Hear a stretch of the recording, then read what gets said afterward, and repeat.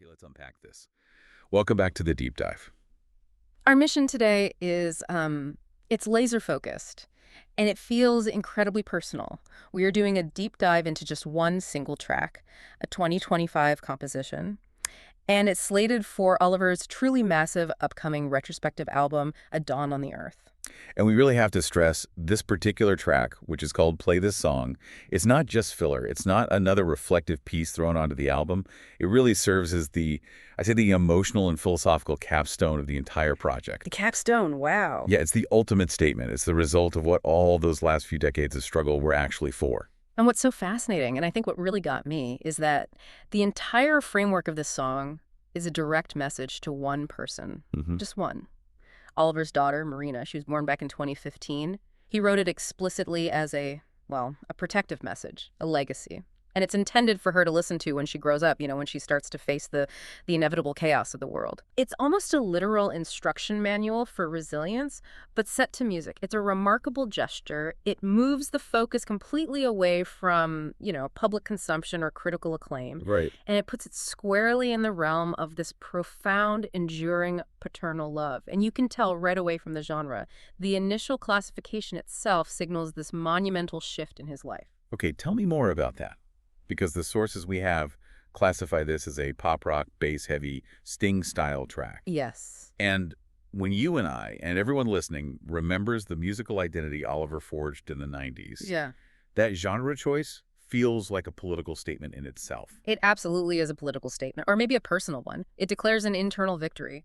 Choosing that kind of mature, sophisticated, and refined sound that signals a major pivot away from what he used to do, which was basically the musical expression of chaos. So what are we talking about specifically? They're talking about music that emphasizes melodic sophistication, structural clarity. It's the sound of stability, and it's expressed through precision, not an explosion of noise. I see.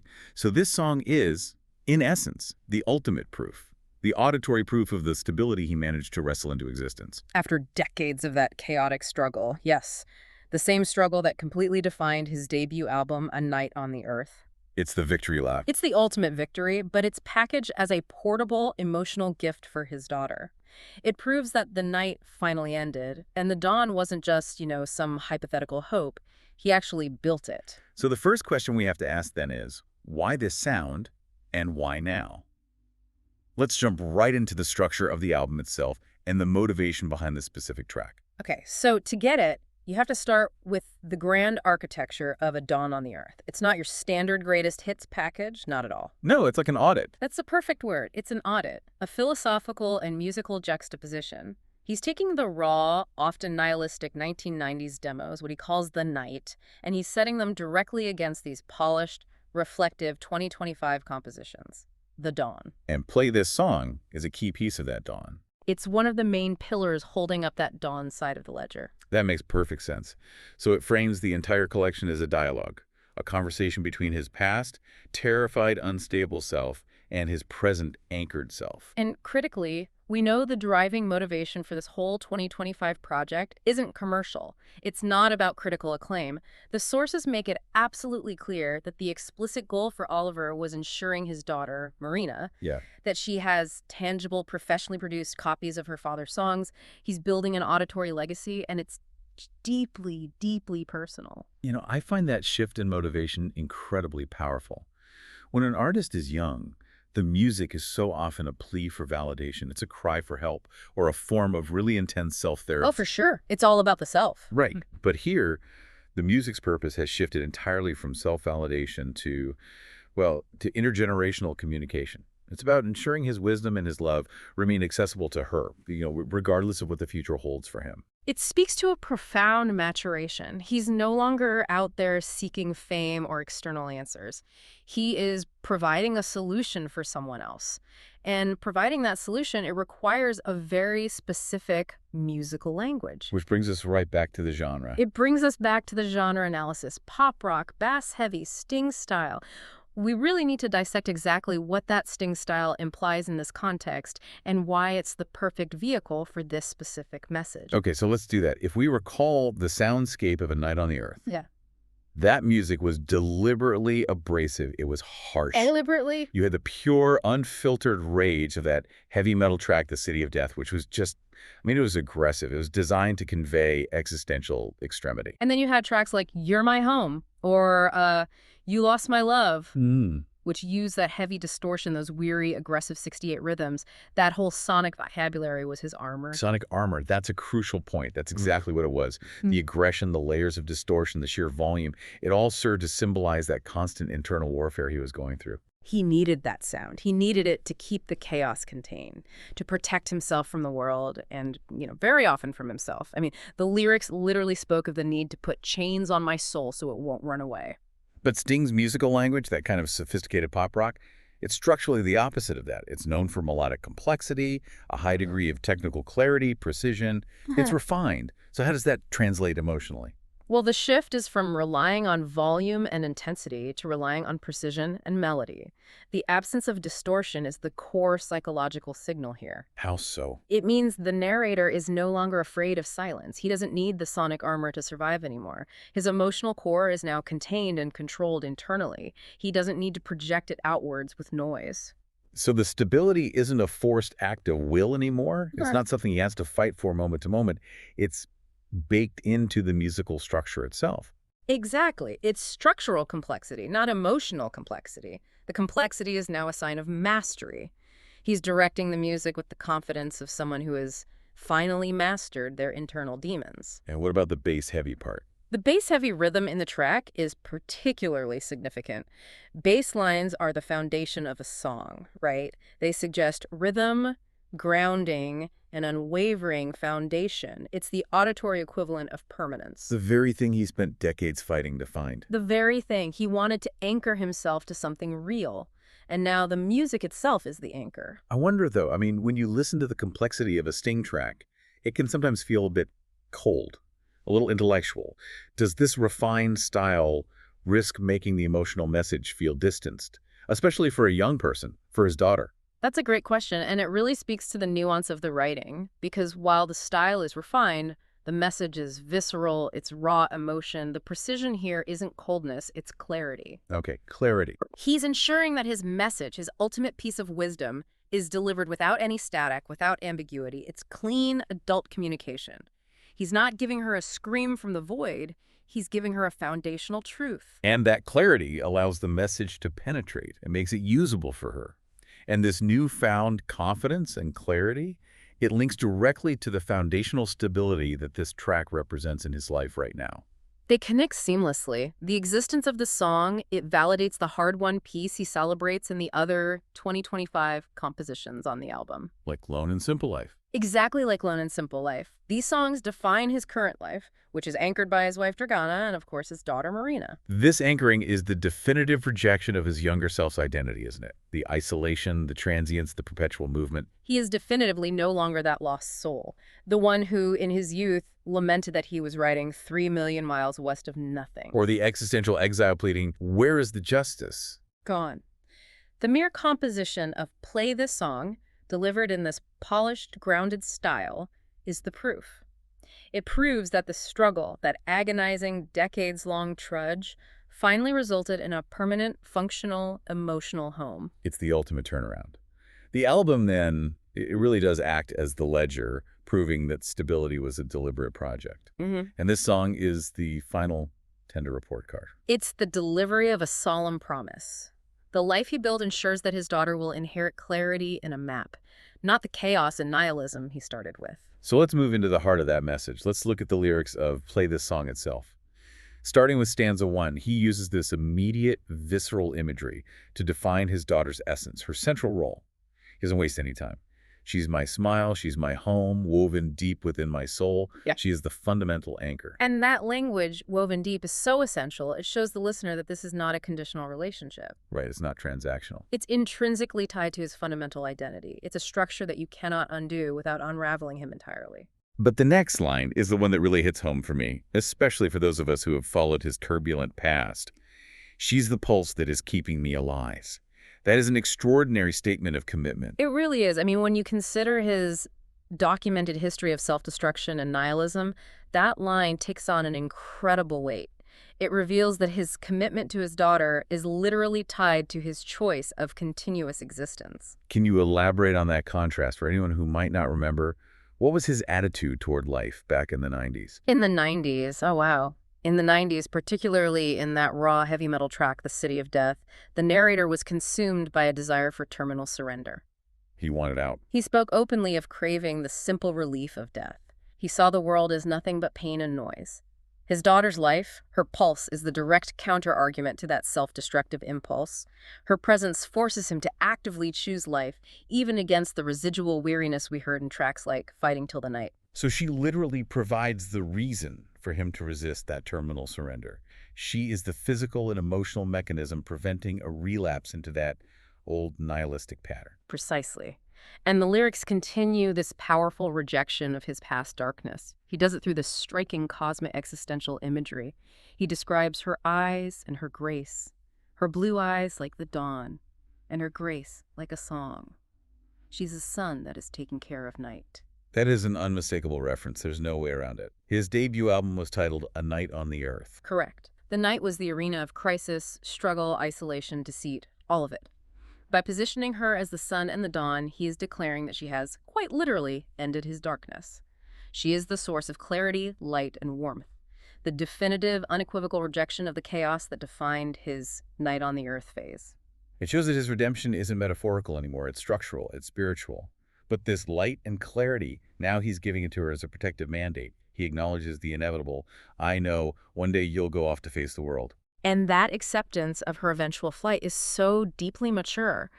The younger Oliver, he needed to lock down commitment. He needed reassurance. He was almost demanding his partner to tell me why he should stay. Right, he was trapping them. But the older Oliver understands that true love is a launch pad, not a cage. But the very next lines, they pivot immediately to providing her with a secure, permanent retreat. That's the universal promise.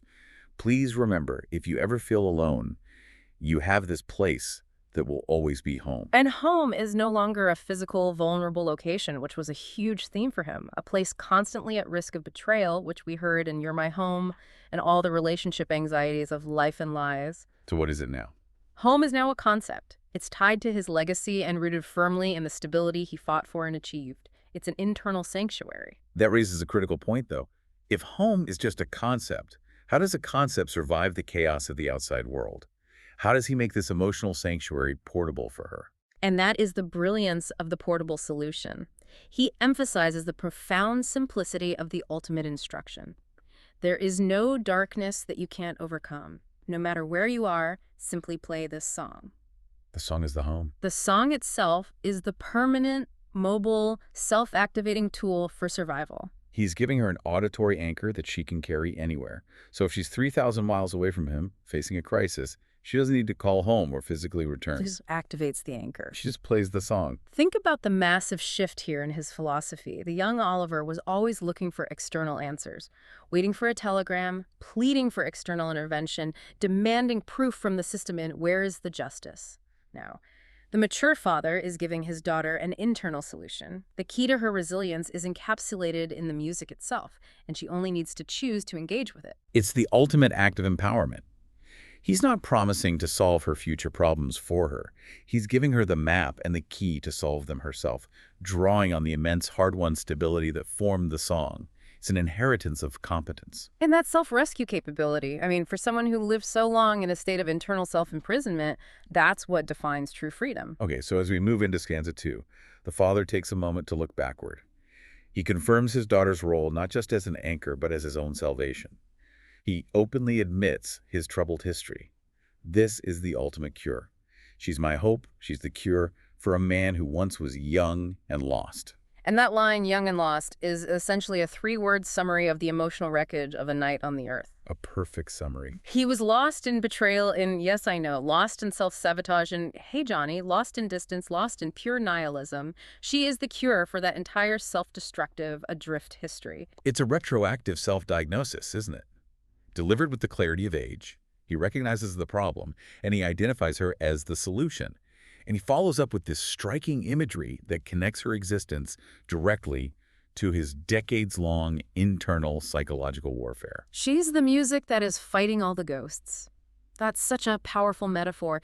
It confirms that his past trauma isn't just a memory, it's a living psychological entity, a ghost that still tries to haunt him. And we can link that directly back to For Another Day. That was the closing lyrical track of A Night on the Earth. And it was supposed to be a hopeful close. But the narrator confessed that some ghosts from past come back to haunt me still. Yeah. He was still fighting that battle. He was still fighting. The threat of relapse was real. And this is the moment of definitive victory. By calling his daughter the music, he is asserting that her very existence, the sound of her life, and the love she represents is the frequency that actively defeats that lingering trauma. So the stability he found isn't passive. Not at all. It's generating an auditory force that banishes the ghosts he previously had to restrain with literal mental chains. So she's not a distraction from the pain, which, a lot of artists use as an external escape. She is the active antidote to the core self-destructive patterns. And what's incredible is that this redemption is offered without condition, which is highlighted in stanza 3. Absolutely. She is his savior without having anything to gain. This line is perhaps the purest definition of non-transactional love in his entire catalog. It acts as the ultimate philosophical rejection of the cynicism and mutual functional deception that poisoned his youth. Let's put that into context for the listener. What was his view on love being transactional? Oh, you have to think back to that philosophical reggae track, How to Buy Love. Right. In it, he slammed the idea that affection could be acquired through effort, status, or money. He recognized that people were transactional, constantly seeking affection or validation through payment or effort or performance. But his daughter's love bypasses that entire system. It requires no validation, no payment, and no effort from him. It just is. It's pure grace, which allows him to finally rest and trust its foundation because he knows it's unconditional. He doesn't have to constantly try and earn it. And this foundation of unconditional love, it extends to the complete rejection of deception in her presence, he calls her. She's a mirror that doesn't reflect any pain. That metaphor is chilling when you contrast it with the dark periods of his early life. What kind of mirror was he used to? He was used to the mirror of mutual functional deception, the kind that defined his relationship trauma in the piano ballad Life and Lies. In that song, the narrator was caught in a game of life and lies. He felt he had to constantly deceive others or himself just to survive the relationship. Wishing he could burn this world around me just to escape the deceit. Exactly. So her presence provides clear, untainted truth and acceptance. It shows him reality without the distortion of his past trauma or his own tendency toward self-sabotage. There is no need for protective layers or functional lies to sustain this connection. And her untainted truth leads directly to the final assertion of security, the source of strength. She's my strength all year long. She's the proof I belong. And that line, she's the proof I belong, that resolves the decades-long feeling of internal isolation. The stranger in town mentality. The stranger in town mentality he still carried even after finding some measure of professional success. He spent decades feeling adrift, alone, outside the system. Her existence is the undeniable, tangible proof that he has secured his place, that he has created a home and a lineage where he belongs permanently. It's the ultimate psychological settling. The man who once defined freedom as the absence of commitment now finds ultimate freedom and belonging through commitment. Through mutual commitment and the establishment of a family. And because he's processed his own failures, he gains the ability to project competence and resilience onto her future. Sweetheart, don't you worry, you will be okay. That's the promise of competence. It's a confidence born of his own successful survival. He's not just saying, I hope you'll be okay. He's saying, I know you will be okay. Because he has tested the limits of chaos and survived. He knows the strength that she inherited from that fight. Which brings us to the final verses. Here, the father solidifies this transfer of hard-won wisdom. He's anticipating her fully independent adult life. I know one day you will go off to write your life. This is the father blessing her autonomy, her unique journey. But the core piece of wisdom he imparts isn't about avoiding the difficulties of writing that life. It's about sustaining the necessary struggle. He highlights the lesson derived from his decades of fighting his own chaos.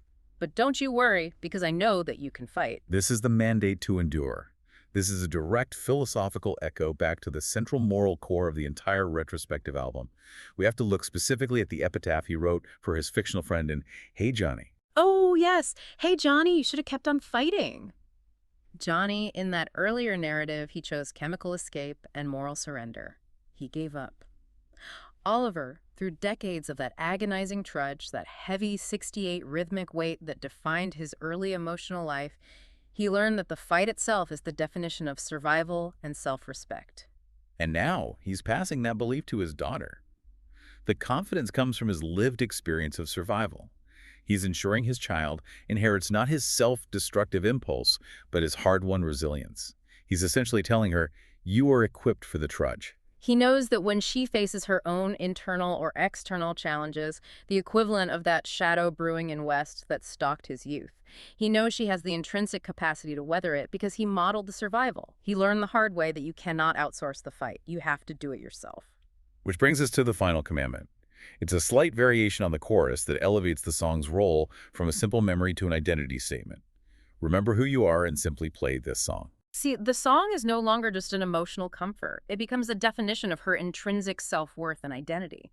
It's all rooted in the stability and truth he fought to establish. When she feels lost, the instruction is to reconnect with her core resilience and her home, all encapsulated within the music he created for her. So this makes the song a complete toolkit of protection. It's a psychological shield against external doubt, it's a map back to her core identity, and it's a memory of the foundational love that anchored her father.